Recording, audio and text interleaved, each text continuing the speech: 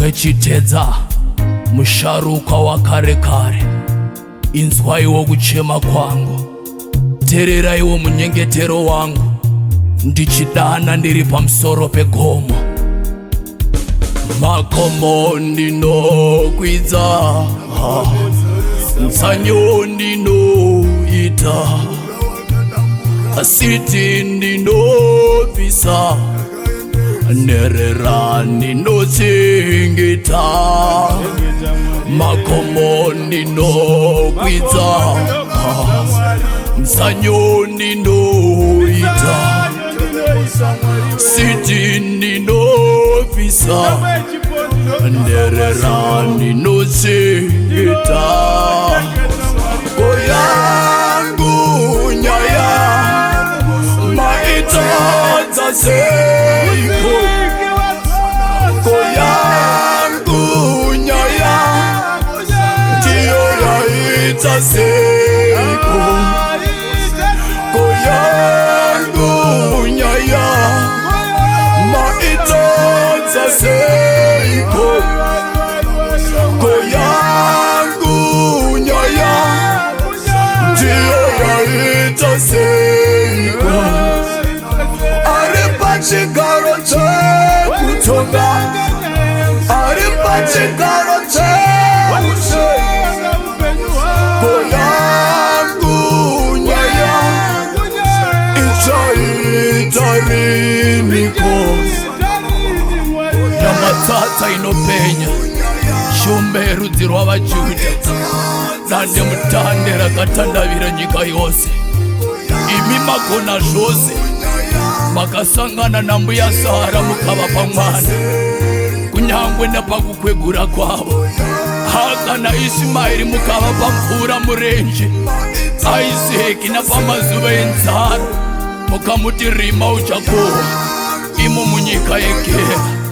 Jakobho mukamushandura zita rake ukava baba vamarudzi. Josefa mukamugadza kuva mambo munyika yavatorwa. Ndianiko akasangana nemakaramba akadaro? Vanamukadzi vaibuda ropa rakamira. Murume wepaBhetsaidha akanga ava namakore akafamba wani. Ana Bartolonomeo makavapa meso, makasangana naRazaro akanga aora akabuda mubwiro. Koyangu nyaya mari ndiyo yaita seiko? Tariraiwo munhu anenge ini musandifuratira. Koyangu nyaya maitadza seiko, koyangu nyaya ndiyo yaita seiko, koyangu nyaya maitadza seiko, koyangu nyaya ndiyo yaita seiko. Ari pachigaro chekutonga, ari pachigaro chekutonga, koyangu nyaya ichaita riniko.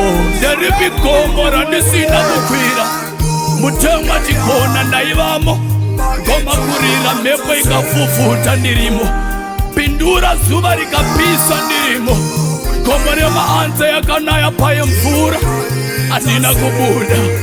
Yangu nyaya ndo yaita seiko? Iri mutsanyo ndakaedza wani, hura yakasvika pakudambuka, mirombo ikaita maronda, simba rikapera ikapodza ndafa. Amungandinzwere imi munoti uyai vakaremberwa vakaneta, ndichakupai zororo.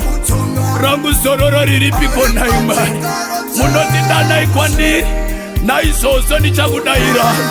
Imi munoisa nerwizi murenje, imi makapatsanura gungwa, makarwa naSihoni mambo weHesibhoni.